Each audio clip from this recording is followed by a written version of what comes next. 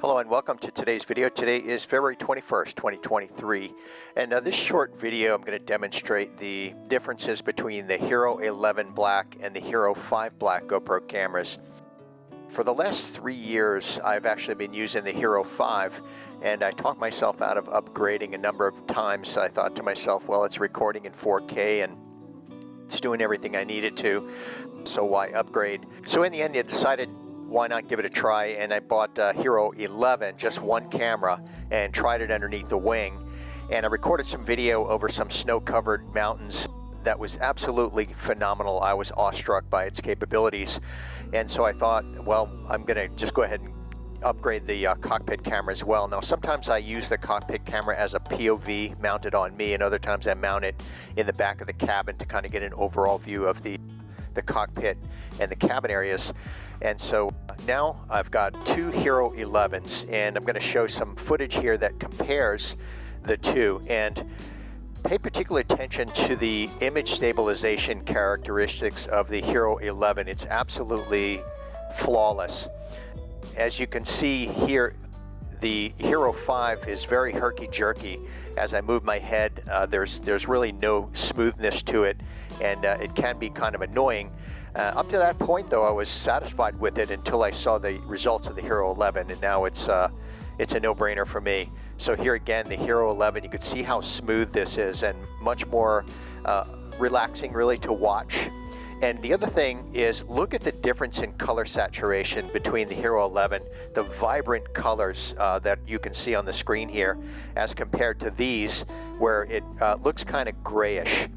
And here, toward the end of the video, I'm going to show some footage over the mountains, and I'm going to compare the HERO5 with the HERO11.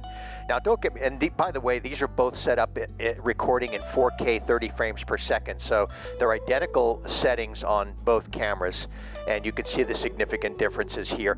Now, the other thing the HERO11 is capable of is 5K recording.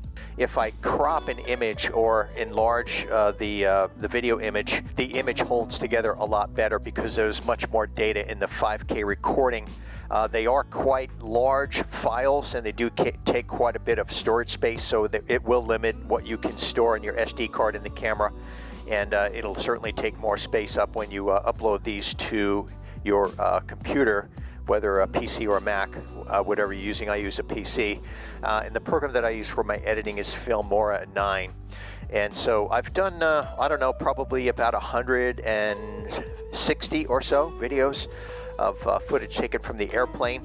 And now that I have the HERO11, there's no looking back, and I'm really excited about making some more videos here in the near future. Now, one of the drawbacks I noticed with the HERO11 is that there's a lot of processing going on in it. It's quite capable. However, the more processing functions that are taking place inside the camera, the more heat is generated, and so consequently they have a tendency to overheat, particularly if it's static, if there's no moving air over its surfaces, or it's in a warm environment, or there's direct sunlight on it. Those sorts of things, all of those influence how hot it gets, and when it reaches a certain temperature, it will shut off. I did, in some early tests, have it shut off on me mid-flight. And so there are settings that you can go in and reduce certain things that you can do in the settings that will reduce the amount of processing that's taking place inside the camera. Keep in mind, though, that each one of those things that you do reduces the end result. I still have more experimenting to do with it, but so far I am quite amazed and quite pleased that I upgraded to the HERO11 camera. And here you can see some under-wing footage from the HERO5. If you notice the shaking of the camera there, again, that's due to the image stabilization. And this, of course, is taking place as a result of the 100-knot wind blowing over the surface of the camera, which I do place in a protective housing. And when you compare it here with the HERO11, everything is really, really smooth. And of course, the image quality, both the color saturation and I think in the detail, is significantly better here in the HERO11. After I took this flight and uploaded that video, I was absolutely stunned. Now, as I said earlier, I was really pleased with the HERO5 results for 3 years. It is a very good camera. I guess it's sort of like eating hamburger for 3 years and then someone gives you a filet mignon steak. There's really no going back after that. Another thing I noticed in the HERO11 is the detail in the darker areas in the shadows is significantly better when compared to the HERO5. The footage earlier, of course, was the Seattle skyline, and what you're seeing now is the northeastern part of Olympic National Park. And straight ahead there at 12 o'clock across the water is Canada, British Columbia.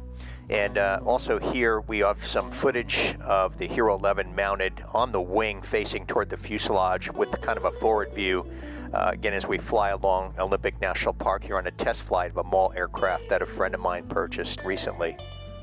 And after I uploaded this video, I was really stoked because I thought it came out really, really well. Again, as you look into those shadows and see the amount of detail that's being rendered with the HERO11, it's really quite remarkable, the improvement that they made over earlier iterations of the GoPro Hero cameras. Here we're kind of making a sweeping right turn, and we descended down on the opposite side of these mountains and back down to the Seattle skyline.